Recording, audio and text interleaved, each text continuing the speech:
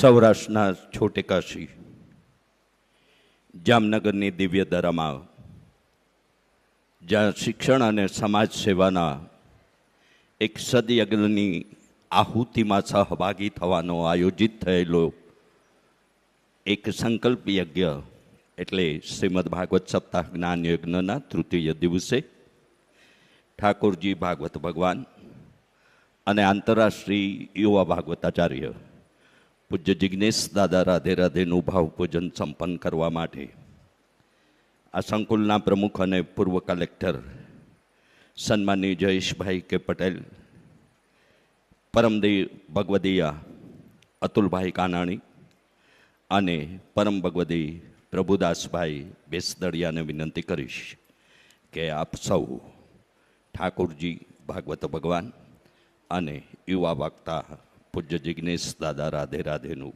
ભાવપૂજન સંપન્ન કરશો.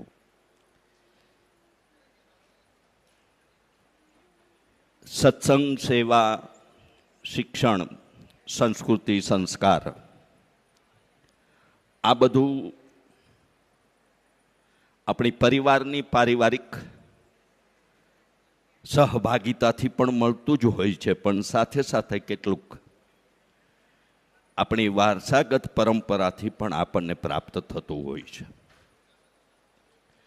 કુલદેવમાં ઉમિયાની કૃપાથી કડવા પાટીદાર સમાજે સમસ્ત કડવા પાટીદાર પરિવાર જામનગર દ્વારા નિર્માણાધીન થઈ રહેલ જ્ઞાતિ સમાજનું ભવન એટલે કે વાડી અને ભાવિ પેઢીને શિક્ષિત કરવા માટે અહીં કાર્યરત રહેલા શૈક્ષણિક સંકુલના, જેમાં કોઈ પણ સમાજના ગરીબ ઘરના બાળકને વિના મૂલ્યે શિક્ષિત કરવાનો પણ સંકલ્પ અને સેવા હાથ ધરાઈ છે.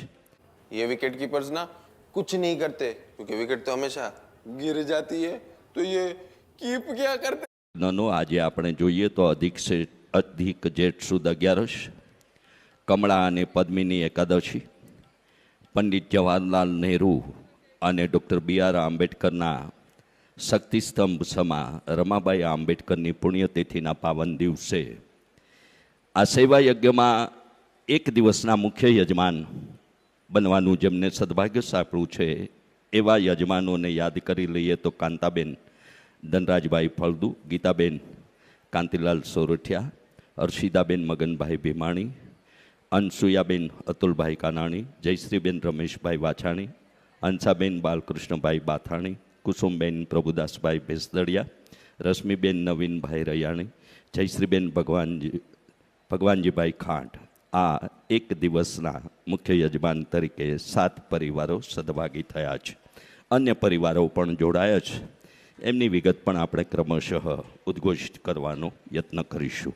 આજે રાત્રિના 9 કલાકે લોકડાયરાનું આયોજન, જેમના કલાકાર છે અર્પાબેન પટેલ અને મિલન તળાવિયા.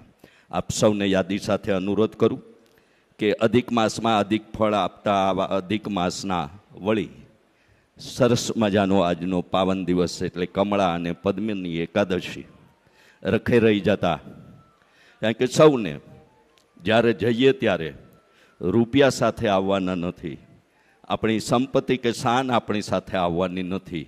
જ્યારે જઈશું ત્યારે ખાલી હાથે જ જવાનું છે, પણ સાથે શું આવશે તો આપણું કરેલું પુણ્ય, આપણું કરેલું સત્કર્મ એ આપણી સાથે આવશે અને કદાચ એ ત્યાં બેલેન્સ જમા પાસામાં નીકળે એવો આજે પવિત્ર પાવન દિવસ છે. ત્યારે સમસ્ત કડવા પાટીદાર પરિવારના આ 7 મુખ્ય યજમાનોને મેં ઉલ્લેખિત કર્યો એ મુજબ જેમણે પણ ઘણા બધા નામ છે, જે પરિવારો એ સદયજ્ઞના સદભાગી થઈ અને પોતાની દાન દેણગીના અધિકારી બન્યા છે, એમ આપણે બધા પણ બાકી રહેતા સૌ પરિવારો કે સજ્જનો, ભાઈઓ, બહેનોને આ સદયજ્ઞમાં પોતાની યત્કિંચિત આહુતિ આપવાની યાદી અને અનુરોધ કરતા લીલા પુરુષોત્તમ નારાયણના દિવ્ય ચરિત્રોની અદ્ભુત ગાથા એટલે શ્રીમદ ભાગવત, આવા તૃતીય દિવસના લીલા પુરુષોત્તમ નારાયણના દિવ્ય ચરિત્રોના ગાનનું આપણને સૌને પાન કરાવવા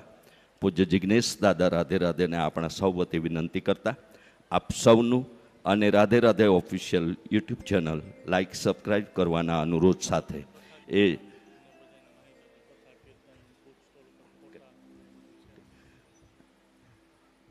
રાધે રાધે ઓફિશિયલ યુટ્યુબ ચેનલના જીવંત પ્રસારણના માધ્યમથી આ કથારસનું પાન કરતા સૌનું પણ સમસ્ત કડવા પાટીદાર પરિવાર વતી હાર્દિક સ્વાગત કરું છું.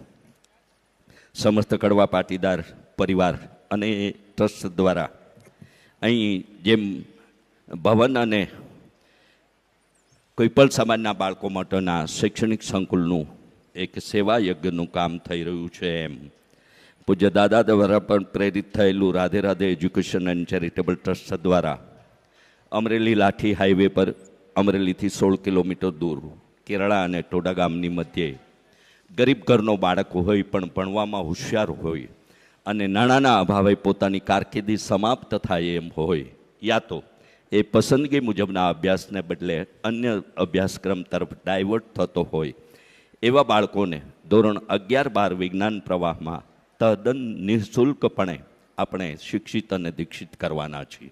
સાથે સાથે ત્યાં બિરાજતા પ્રેમ મંદિરમાં બિરાજતા રાધાકૃષ્ણ દેવના દિવ્ય દર્શનની ઝાંખીનો પણ એક અલૌકિક આપણને એ દર્શનનો લાભ લેવા જેવો છે. સાથે આપણે બધા જ દાદાના મુખેથી ગવાતા બધા જ ભજન, કીર્તન, દોડ, રાસ, ગરબા, આરતી, સ્તવન વગેરે આપણને સૌને ખૂબ જ ગણગણવા, ગાવા, સાંભળવા અને સાથે એમાં જોડાવાનું પણ હંમેશા આપણે આતુર અને ઉત્સુક રહેતા હોઈએ છીએ.